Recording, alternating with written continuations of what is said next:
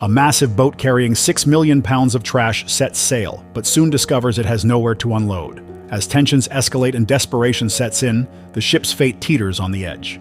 What happens next will leave you in shock. The GWS Horizon eased into the port of Los Angeles, its engines reverberating through the air as it docked. Cranes loomed overhead, ready to hoist the first containers of hazardous waste from the ship's hold. Robert Calloway stood on the dock, his gaze fixed on the massive vessel, knowing this marked the beginning of a high-stakes endeavor. Crew members moved quickly but cautiously, aware of the risks. Forklifts transported the containers to the staging area, where inspectors in protective gear prepared for initial assessments. Calloway's mind raced as he considered the enormity of what lay ahead. He had founded Global Waste Solutions, GWS, with a bold vision to revolutionize waste disposal, leading to the creation of a specialized vessel, the GWS Horizon. It was not just a boat. It was a cutting-edge solution to a growing crisis, designed to carry millions of pounds of compressed waste across state lines to a state-of-the-art facility in Nevada. Calloway believed the waste management industry needed a radical overhaul. For years, Americans had lived under the illusion that trash simply disappeared after collection, thanks to an extensive but largely invisible network of over 2,600 landfills scattered across the country. However, these landfills were nearing capacity, and recycling systems struggled to keep up. Calloway's bold plan was to change the narrative around waste. Instead of piling trash in landfills or shipping it to incinerators, GWS proposed compressing it into dense, manageable blocks and transporting it to a centralized facility equipped to extract methane gas, convert waste into renewable energy, and recycle usable materials. The vision promised a cleaner, greener future, but required unprecedented logistics to work and enormous risk. The GWS Horizon was central to this ambitious plan. Built to be more than a cargo ship, the vessel was a floating waste containment system capable of holding millions of pounds of compressed trash in a specially sealed environment. Every inch of its design aimed to prevent leakage, manage odors, and withstand the pressure of a massive payload. The cargo was meticulously sorted and compacted into dense blocks weighing several tons. The waste was a mix of household trash, commercial refuse, and recyclables, all processed into dense, manageable blocks. It seemed like the perfect solution to the overwhelming waste crisis that had plagued California for years. Calloway was confident in his plan. His team had worked tirelessly, securing the necessary permits and coordinating the logistics. He had been assured that everything was in place, no major roadblocks, no obstacles to stand in their way. They were ready. The GWS Horizon finally departed the port of Los Angeles under the glow of a setting sun, its massive silhouette cutting through the Pacific waters as it carried 6 million pounds of meticulously compacted trash. The crew, led by Captain Barbara Saylor, worked diligently to ensure the voyage would proceed smoothly. They also focused on routine inspections, adjusting to the unique challenges of carrying cargo that, while tightly sealed, emitted faint odors and subtle creaks as the ship's frame shifted with the weight. The mood was optimistic. The success of this journey was critical not only for Calloway's career but also for the future of waste management in the U.S. The Horizon arrived near Nevada's processing facility after several days at sea. Captain Saylor radioed ahead to inform the port authorities of their arrival. She expected a smooth docking process. Every detail had been meticulously planned, but instead of the routine confirmation, the response was startlingly curt.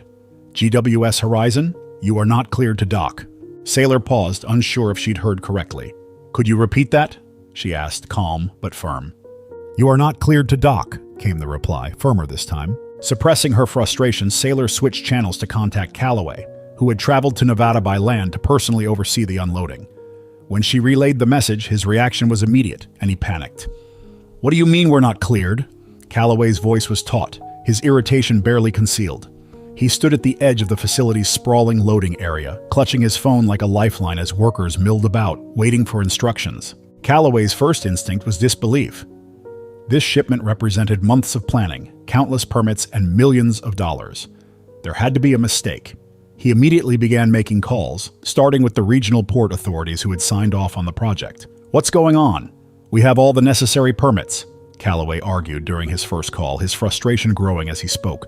But the answers he received were vague and mysterious. Finally, after hours of back and forth, a representative from Nevada's Environmental Protection Agency provided a clearer explanation. The volume of waste you're transporting exceeds the limits specified in your permit, the official explained, his tone clipped and professional. Additionally, we've received significant pushback from local communities. There are concerns about the potential environmental impact. Until further assessments are conducted, the shipment cannot be accepted. Callaway could hardly believe what he was hearing. Pushback? Environmental concerns? This facility was designed for projects exactly like this. What changed? The official's response was maddeningly bureaucratic. We're responding to public pressure and re-evaluating the situation. Your shipment is temporarily barred from entering the facility. Callaway's jaw clenched as the call ended. He paced the loading dock, his mind racing. Public pressure? He hadn't anticipated this kind of backlash. Had he missed something critical during the planning stages? The enormity of the situation began to sink in. The project's tight schedule left no room for delays. With 6 million pounds of waste sitting on the horizon, every passing hour added to the costs. Worse, the rejection threatened the project's credibility. Callaway knew he had to act fast. Determined to salvage the operation, he started calling every contact of state officials, environmental consultants, and even his investors. He pleaded, negotiated, and argued, hoping to sway someone with the authority to override the rejection. But with each call, it became clearer that the problem was bigger than he'd realized. Local media had already caught wind of the Horizon's arrival, framing the shipment as a potential environmental disaster. Headlines like "Massive Trash Shipment Threatens Nevada's Ecosystem" and "Local Communities Fight Back Against Waste Giant" spread quickly, fueling public outrage. Left with no other option, Callaway ordered the Horizon to remain offshore while he scrambled to find a solution. Over the next few weeks, Callaway worked tirelessly to secure an alternative location for the waste. Arizona emerged as a potential option. The state had shown interest in large-scale industrial projects, and Callaway believed they would welcome the economic benefits the processing facility could provide. The Horizon set sail for Arizona's coast, and its crew was hopeful the ordeal would end. However, news of Nevada's rejection had already reached Arizona, sparking protests before the ship reached the port. Environmental activists camped outside government buildings, demanding that the state refuse the waste. Under immense public pressure, local officials issued an emergency order blocking the Horizon from docking. The rejection was another devastating blow to Callaway's plans. Each failed attempt to offload the waste chipped away at the project's credibility. Meanwhile, the costs of keeping the ship at sea were mounting. Fuel expenses, crew wages, and maintenance fees piled up, turning the once promising venture into a financial sinkhole. Callaway turned to Texas as his next lifeline, and Arizona was out of the picture. The Lone Star State, with its vast land resources and history of accommodating large-scale industrial projects, seemed like the logical solution. Callaway wasted no time mobilizing his team to make it happen. For days, they worked tirelessly, reaching out to local officials and environmental agencies, emphasizing the economic and environmental benefits of processing the waste responsibly. Callaway pitched the project as an opportunity for Texas to lead in sustainable waste management while creating jobs and generating significant revenue for the state. His team tailored every message to highlight how the shipment could benefit the region without compromising its ecological integrity. At first, the effort seemed to pay off. After tense negotiations, Texas officials agreed to accept the shipment on one condition. GWS had to comply with stringent environmental protocols, including increased oversight, transparency in waste handling, and additional funding for local environmental projects. The terms were demanding, but Callaway knew he had little choice. He authorized the adjustments and instructed Sailor to reroute the Horizon toward Texas. For the first time in weeks, Callaway was hopeful, but that optimism was short-lived. As the Horizon neared the Texas coastline, the deal unraveled dramatically. Media coverage of the ship's journey had intensified. News outlets aired segments framing the shipment as a reckless, environmental gamble, and social media buzzed with hashtags like #NotInMyState and #TrashTexas. Protests erupted across the state. Activists gathered in force in Houston, Austin, and smaller towns near the proposed processing site. Families, environmentalists, and even local politicians joined the demonstrations, holding signs that read, "Protect our land," and "Texas is not a trash can." The backlash wasn't just grassroots.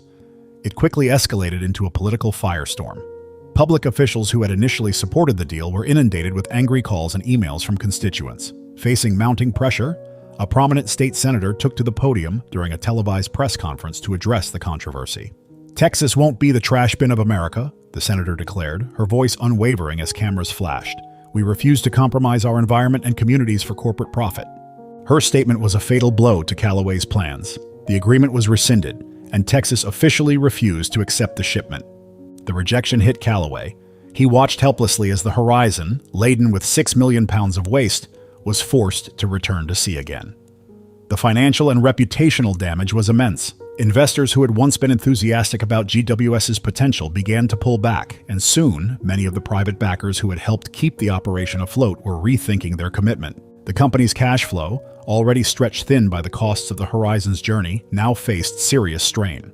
Without the continued support of its investors, GWS was left with few resources to maintain its daily operations. Contracts with critical suppliers were suddenly put on hold as the company's credibility dwindled. Many suppliers who had once trusted GWS with favorable terms began to demand immediate payments, or worse, withdrew from providing necessary materials altogether. Internally, the pressure was mounting. As word spread that GWS might face a full financial collapse, employees started to worry about job security. Operational teams previously working at full capacity began to feel the tension. Some team members quietly began updating their resumes, preparing for the worst.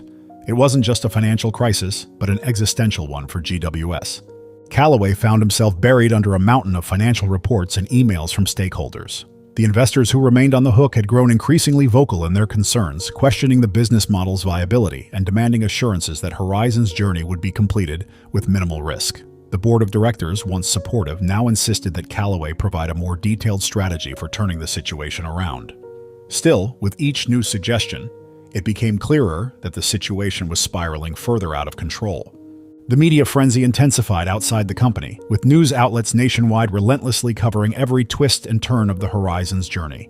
As the waste remained in limbo, the company's leadership, particularly Callaway, became the focal point for widespread criticism. Every rejection, every protest, and every failed negotiation was scrutinized in the press, turning the company's name into a symbol of corporate irresponsibility. Public outrage mounted as environmental activists, local communities, and even politicians took to the media to demand accountability. With each passing day, the company's reputation, once built on efficiency and success, became inextricably linked to failure. The once promising venture now stood as a cautionary tale about the dangers of cutting corners and underestimating waste disposal's environmental and social consequences. The company's leaders were trapped in a cycle of negative media coverage that seemed impossible to break. After several months at sea and countless rejections, the Horizon finally turned back toward Los Angeles, its once promising journey now symbolically of the company's unraveling fate. The waste, originally stored in carefully packaged containers, had begun to degrade during the prolonged journey, and the conditions aboard the vessel were becoming increasingly unbearable. The stench of decaying materials hung like an invisible cloud, permeating every corner of the ship. Crew members, who had already been enduring grueling shifts and uncertainty, were now faced with the added health concerns from exposure to the toxic fumes. Some of them began to show signs of respiratory distress, their eyes watering from the pungent, chemical-laden air. Exhausted and demoralized, the crew members who had once stood at attention with pride now shuffled through the daily grind, with the weight of failure pressing heavily on their shoulders. Upon reaching Los Angeles, the reception was cold. Wary of the media circus following the Horizon's ill-fated journey, local officials refused to allow the ship to dock. They feared the public backlash and the protests that had already begun to form along the shoreline. Demonstrators gathered in numbers, waving signs and chanting slogans, accusing GWS of returning its environmental problems to where they had started. The media descended upon the scene, capturing every moment of the drama unfolding at the port. It was a spectacle that painted GWS in a deeply unfavorable light, and officials, keen to avoid further tarnishing the city's image, were hesitant to be seen as complicit in the fiasco. Negotiations, however, dragged on for weeks. Consumed by frustration and a mounting sense of desperation, Callaway fixated on one goal: to unload the waste and be done with it. He no longer cared about the company's reputation or public image. He just wanted the nightmare to end. Every day felt like an eternity as the Horizon remained anchored, the waste still on board, slowly degrading and creating an unbearable situation for the crew. With each passing day, the pressure mounted, and Callaway could think of nothing but dumping the load and moving on.